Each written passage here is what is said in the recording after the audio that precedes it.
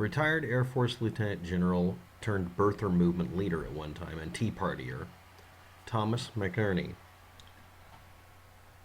supports and props up the memes produced by someone named Dennis Montgomery, a Reno, Nevada casino con man who at one point owed $1.8 million worth of bad checks at casinos in 2011. And this was solved out of court, apparently.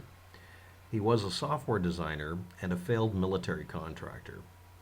The reason for that last part, and the reason he's not a military contractor anymore, is that he churned out fictitious data to prove he wrote a program that could detect weapons in drone footage by analyzing drone footage.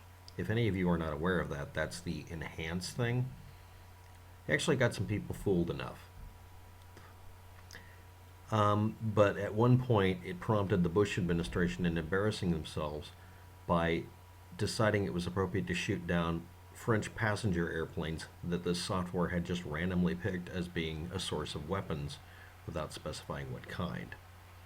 After this, very quietly and very stupidly, they tried to cover up that they paid this guy a shit ton of money for something that amounted to a software version of a dowsing rod. Because they didn't reveal immediately that they made an ass of themselves, he had plausible deniability and they really couldn't take him to court over it too easily. This came out in a court case, so it's open information, but the fact that they tried to cover it up to cover their own asses is an example of why you don't fucking cover shit up. No, he's not a whistleblower. He was an embarrassment. He's not a professional of any kind in that area. He obviously doesn't know how to detect weaponry. But he wrote a program, or several of them. There were random number generators, basically.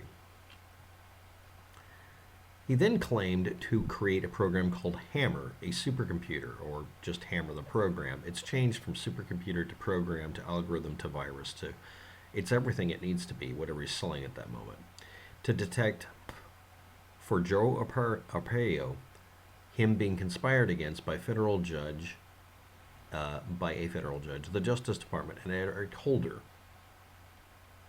When this didn't work out, he then said he had taken an Army base's surveillance programs collection of 47 hard drives. What's this obsession with conservatives and hard drives? You never heard of the cloud? You don't get this shit? It's like Hillary's emails. Oh no, emails only exist in one place, but they're a security breach. It takes two to email, one to send and one to receive. No, we don't think about that. Anyway, no, they didn't lose all the emails. No, she didn't succeed in deleting shit because she doesn't understand email either. But anyway, let's get on with it. Yeah, there's a trend here and a pattern. Anyway, this Hammer supercomputer or program or algorithm or virus he says he wrote didn't materialize then either. Then he claimed, but anyway, he said that James Comey misused the hard drives that he physically took. So he claimed he stole something from a military base, which is an automatic go-to-jail card, but somehow they didn't arrest him for that. And of course, he claimed that then somehow, even though he's the one who's physically supposed to be in possession of the hard drives, they hacked him by misusing the hard drives somehow. And this was thrown out of court because it became a meandering rant instead of a discussion as to what he was presenting as evidence. He doesn't care because it makes him famous, and people who are, I want to believe, little flying saucer in the trees, they'll listen to him because he says something that sounds kind of like it might work, because if you're desperate at the time, great. Joe Arpaio was told in court that him presenting bullshit evidence wasn't acceptable, so he became desperate about it. Did I mention all the birtherisms going on here? This is leading somewhere, by the way. Now he claims to have created all of this above and a program called Scorecard, but not for doing something for Joe Arpaio or for detecting weapons in the random image noise in drone footage, or apparently apparently inside of passenger airplanes from France. Conehead joke. Now he claims it was all really just to hack voting machines because he's changed his story 4 times about the same software, because originally the software wasn't called Hammer, but he retroactively said that that was Hammer. Now it's a supercomputer rather than a piece of software or a virus or malware routine or a hacking tool. And now it's the CIA hacking voting machines. And the 2 people propping this up you'll hear about is Thomas McInerney, who is a birther and a Tea Party patriot and all that kind of crap.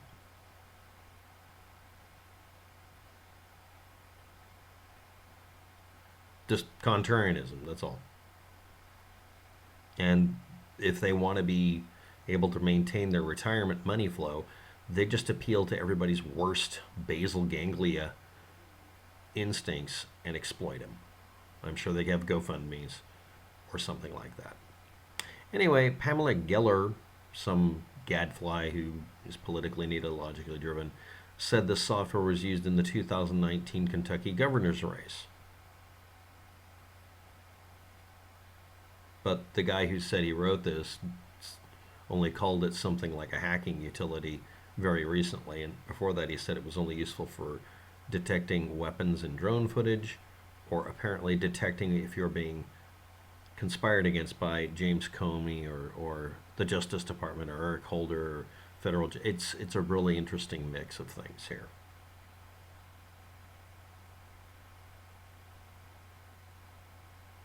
No, actually, he's never shown any sign that it exists, because I don't know if you get this. Originally started off with this being an explanation of some sort of worm or virus routine or malware routine or break-in toy or a auto key. There's a dozen names for them, but basically what it amounts to is you claim you have the ability to get into someone's computer. Root my box. Here's the problem with it. Not one goddamn thing he's describing is illegal. I'm going to emphasize added. Writing a program that can do this isn't illegal, nor is demonstrating it fucking exists or you know how to write it. Any claim to the contrary is bullshit. He claims to have written these programs.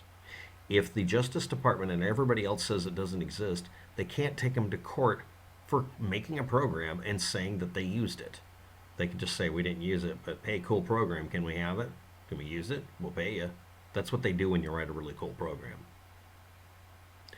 He hasn't demonstrated that he's written the program or is able to. The only thing he's even able to demonstrate, again, let me repeat this, is that he is able to con people enough that he tricked the Bush administration into being willing to start a fucking war with France. By potentially shooting down passenger planes. Sort of a reverse 9/11. Because he was trying to make money, because originally he started off being, and let's repeat this shit, a casino con man who ended up owing a lot of fucking money by writing checks that were bad. He's a criminal most likely, but I don't know. He's definitely not useful. And I can guarantee you he doesn't know what the fuck he's talking about if he says he wrote a program and can't prove it. Again, I'm going to repeat this. If you wrote a hacking routine that could break into people's security systems, the first fucking thing that would happen is everybody running those security systems a long time ago, we're talking way back before 2011, we're talking Bush era, would have given you money to tell you what's wrong with the software so that they could fix it. The first fucking thing you do if you run a bank and find out somebody found a back way into it is you cement it shut. You don't shoot the messenger because someone else will come up with another routine and not tell you about it. You fix the problem, unless you're an idiot. Every single time a person has refused to take a penetration event seriously, it has resulted in a fuck ton of trouble for the company. The person doing the demonstration never gets punished because at that point they're behind a whistleblower rule. By the way, he claims to be a whistleblower. And the reason no one takes him seriously is every time he claims to be a whistleblower about something, or detected something like this, he refuses to provide proof. Again, he's the person who claimed he wrote the damn thing, and he can't prove he did it, or that it exists, or works. And very tellingly, no one asks him to prove it. They just listen and believe. Anyway, a Air Force lieutenant general, retired, over time became that guy yelling, "Get off my lawn," became a birther, decided he didn't like Barack Obama being president, and decided that since everybody voted away from him and outvoted this guy, well, we'll just get rid of Obama by claiming he's not really an American, just like all the other birthers, like Arpaio. And maybe a lot of people watching this. So someone asked me this: if all of Trump's voting fraud claims are all deliberate lies, no, they're just other people's deliberate lies or mistakes. One of them's a genuine person trying to figure something out. He just made a couple of errors writing a program. I'm not kidding. That's another person who made an error. Another one is somebody who posted literally a joke on the net and people cut and pasted it and liked it and it became, considered real. It isn't. I'm not going to do a video on that one. It's done. What is the end game if this is all a bunch of deliberate lies? Some of it's deliberate lies, some of it isn't. But what's the end game? I mean, if there's no way to win this election or prevent another person from being president, why go through all the effort? Yes, I'm rephrasing your question.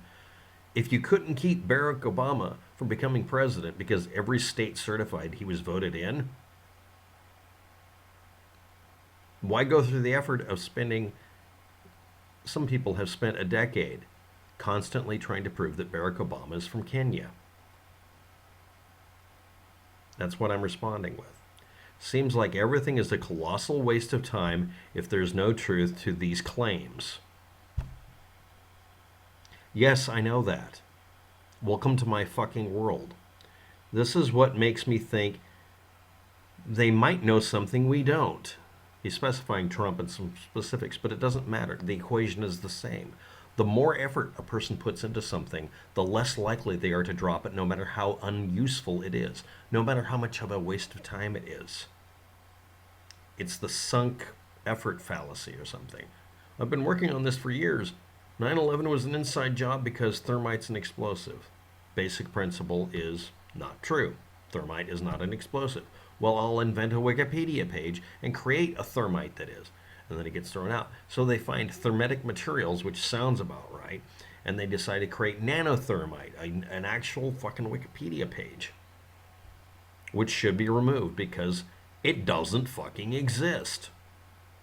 Material science experts have weighed in on the Wikipedia page and have told them that doesn't exist. That is something that was invented by people trying to keep their bullshit story on the net alive so they could get donations.